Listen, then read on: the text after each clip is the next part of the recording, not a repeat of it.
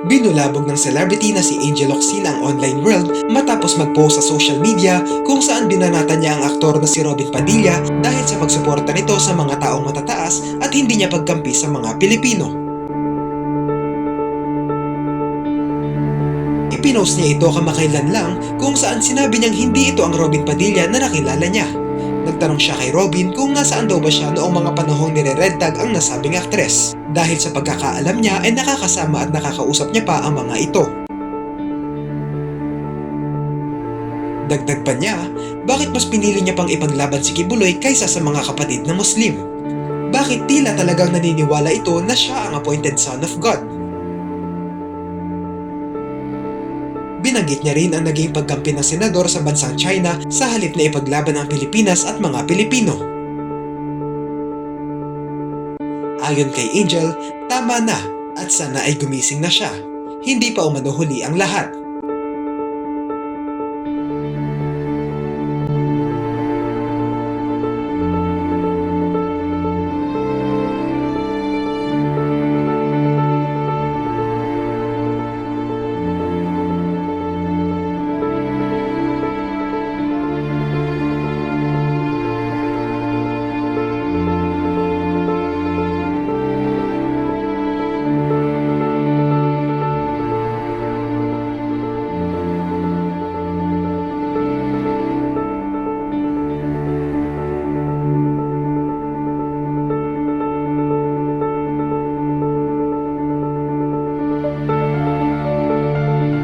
Maraming netizens ang humanga kay Angel dahil kahit pa magkaibigan sila ni Robin ay hindi niya kinonsinti ang ginagawa ngayon ng naturang senador.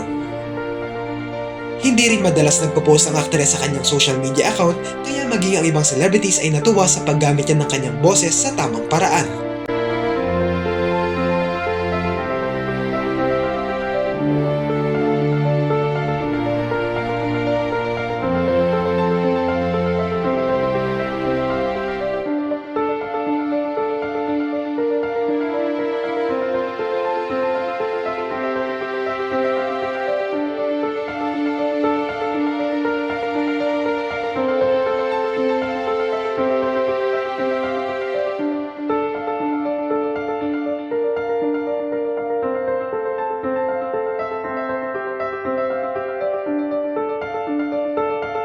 Hindi sumagot si Robin sa post na ito, pero napansin ng mga netizens na ang kanyang asawa na si Mariel Rodriguez ay in-unfollow ang nasabing celebrity.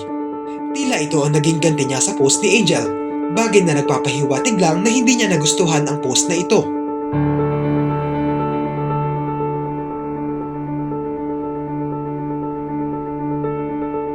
Ano ang masasabi niyo rito?